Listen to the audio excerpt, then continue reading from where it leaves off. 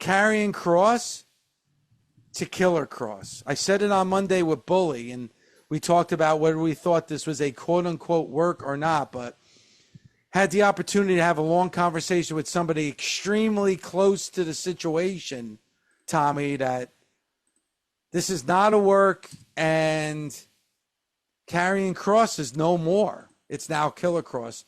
Karrion Kross no longer with the WWE. Hey, listen, it happens. His contract's up. Maybe they didn't feel he was progressing. Maybe there was behind the scenes. You never know. I have not seen the documentary. I know it's gotten over 700,000 views, so hopefully you're capitalizing on your own YouTube channel and Yeah. continue to go out there, show that you're a draw, see where this vision or this journey now takes you. You came up from the Indies. It took you a long time to get to the WWE. This is your second time not being let go. So now maybe if this is the end, it's the end. If not, go out there, prove you're a draw, and they'll bring you back. I mean, the callers calling about who would Obafemi face. Karrion Kross would be a great show up and a main event player if he was in NXT right off the bat. You're also giving your audience something that they wanted, but obviously they didn't want to go that route. That is their 100% prerogative. Now go out there and see what else you can do. Really, that's the industry. That's the story. I say to myself, I look at baseball, right? DJ LeMahieu of the Yankees gets released. No team picked him up. And I'm like, why? He was a great, did he age out? Or he was doing good and the Yankees just went with youth. You don't know how or why these moves are made, or a salary cap. That's not, really the case in wrestling, but maybe they just didn't feel it was worth the investment. Or, who knows? You'll never get the other side of the story, but it could also just go, we felt that you were at that plateau, or hey, they may come back and bite them in the ass, but they have let people go that have come back and been bigger stars. And I will always say this right now, it's Cody Rhodes, Drew McIntyre are two of the biggest stars that were both let go from the WWE and came back to be bigger stars. He does have the book that's out right now. I started reading. It's very good, called Life is Fighting. And I guess at this point, we could call him, no longer call him WWE superstar Karrion Kross, at least for now. But he also has a movie that's coming out, and that's why he's going to be in the city for the movie premiere that he's part of. Great. I guess it is about knowing your worth and what you think you can do outside the bubble of the WWE. And as you said, Tommy, there's always the chance of you coming back. It's just odd because you look at what he's been able to do over the last 6 months, trending number one in merch sales, like a lot of big things for him. So you would think that's somebody that would be a priority for the WWE to re-sign. And maybe it was. Maybe it was a number he wasn't comfortable with. Now you're also with TKO. And TKO is not just the WWE, it's other things. Most notably the UFC. And I know with the UFC right now, there's a lot of debt. And I know they just signed a big television deal with Paramount, but there's a lot of debt with the UFC, and there's a lot of money that has to cross. And maybe some of that money is coming, and some of those costs are coming from the WWE. I think we look at the WWE right now, we're like, my God, they're doing stadium shows, and they're selling out every arena for Raw and for SmackDown. And look how much merch is flying off the shelves. But it's not just about the WWE anymore, Tommy. As a businessman, if you have multiple businesses, sometimes you have to steal from Peter to pay Paul. And if one part of your company is not doing well, but the other part of your company is doing extremely well, you have to balance those ledgers out. Yeah, I mean, TKO, their stock really, really skyrocketed after their latest deal that they announced. You could see specific movement from the day where it went up. Dave, listen, man, there's so many different reasons. You'll probably never know the right answer, so you can't let that eat at you. You just got to move away. If it is straight up budget, well, I can make X, Y, and Z for you. Hey, but we don't want to take that risk, or we feel you've plateaued. When I don't feel it's the case, but you never know what the reason is, or we don't want to give you more money because look at the roster we have in NXT that's going to come up. And that roster, we could probably try to generate bigger stars without having to pay them that type of money. I look at it like you had another 3-year run within the WWE. And if they said goodbye, cool. Maybe they weren't happy that you did a book. Maybe they weren't happy that you did a movie, because normally WWE has all those things in line unless you had that in your contract. But listen, it's everybody is a case by case scenario. Be happy you were there for 3 years. You have a nice fan base to build yourself off of. Where you go from here, that's on you. I mean, it's really it. Now we saw. I don't know if you had a chance to watch the video that he put out on Sunday, where Yeah. the day that his contract was up. He put out a video about the struggles and what he's been trying to do, and maybe being underappreciated, and his DIY of getting his name out there. And again, he was trending number one on Sunday night. If the case is, and it looks like it is from every conversation that I had, that his contract truly was up on Sunday, and you do videos like that, I'm sure that's not something that the WWE would appreciate, right? Listen, I don't know. I mean, there's different conspiracy theories like, oh, this is all an elaborate work to bring him back. If you're showing WWE footage on YouTube, WWE could just pull it down because you don't own it. Yeah. Unless it's held by someone else filming it. I don't think there's a hatred towards the guy. I don't know the scenario. I don't pay attention to social media because you never know what's true. And then you could hear, Dave, I listen to it all the time, like, or I know it from my own experiences. Well, this is what they're saying, but this was the actual truth of what they're saying, because like this is from a office side and this is from a talent side. And sometimes those two are completely different. But also I've known where, oh, well, they're, or hey, we want to take a break. And that's okay to take a break because of X, Y, and Z. I know, listen, Dave, I get hit up on social media every day. Hire this person, hire that person. TNA roster is so full right now. I don't want to hire anybody because there's no room. So then what? Like, we have no room to hire one more person. See, that's an interesting point, Tommy, that I don't think a lot of fans think about. And, we noticed that with AEW. Like, AEW just grabbed as many wrestlers that were available that had a name to make a part of their company. Like you just said, there's not enough room, because if you do bring in wrestlers and they aren't used, the fans are going to get frustrated and the wrestler is going to get frustrated. Hey, you brought me in and you're not using me, because there's only so much room. There's only so much TV time. So if you bring in too big of a roster and you're not using, then somebody's going to have to get cut. But before that happens, you're going to have a lot of disgruntled employees on your hand. Or here's the other end of it. When you let people go, listen, I'm a big firm believer of, I signed you to this deal for 3 years of your life. I'm going to commit to you.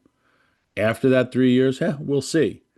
I'm a big firm believer of not letting people go after out of their deals unless they do something that's, you know, against company policy, and or if they have an opportunity to go somewhere else.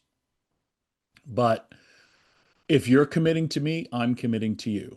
So and WWE has not always done that, does not always do that. However, they have been better at, hey, your contract's coming up, we're not re-signing you. That's it. It's just like, and yes, like, people are totally blindsided by it. It sucks.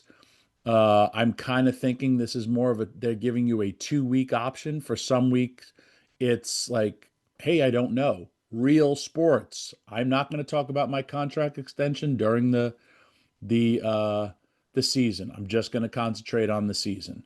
That's it. Hard Knocks. I told you the Giants. They literally showed you them losing Saquon Barkley to the Eagles. The owner's like, man, I don't want to see this guy go, especially to the Eagles. They literally told him, hey, if you get an offer, can you at least call us? They say he never called us. I'm being a Giants fan was like, man, how could you let him go and you sign Daniel Jones, who's no longer with the team? But now I saw a different side of it. And then I was like, okay, I get that. And a lot of times, unfortunately, it is kind of out of sight, out of mind. Like somebody who I thought was uber talented, that I thought was going to be soon to move to the main roster, was Cora Jade. And then Cora Jade's let go. And now Cora Jade, because of everything that she dealt with dealing with that, with social media, she just was like, for my own mental health, she's out. She's out. And who knows if she's ever going to come back. And this is somebody a year ago I'm yelling on the show about, I think she can make the move to the main roster. Gigi Dolan. Gigi Dolan was somebody that was hot with Fatal Attraction, and now she's gone from the WWE. She even said it in an interview where she was like, when I got the call, I thought it was about getting moved to the main roster, and it's, no, you're gone. Dave, I could think about 10 to 15 people on the main roster that their time is up in WWE. I could think about 10 people in TNA where it's like, maybe you need to start looking elsewhere. I could think about 30 people in AEW. Maybe you think it's time you think about going elsewhere. If it's about employment, cool, you're going to be employed. But once that contract comes up, it's okay. You think of if somebody left one company and goes to another, how that helps the industry. It's like almost like free agency.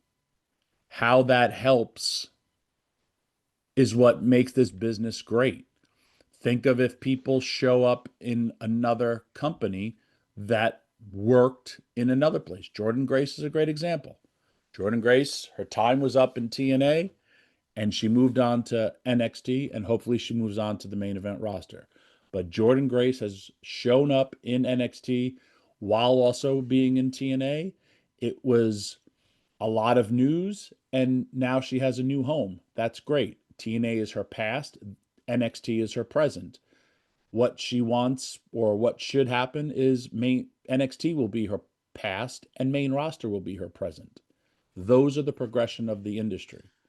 And that's where you want to go. But I will say this, when it comes to Karrion Kross, and I'm hoping that we get him on sooner rather than later, is that I truly believe, Tommy, that somebody DIY was able to get himself over where his shirt was selling as well as was. He was the number one trend.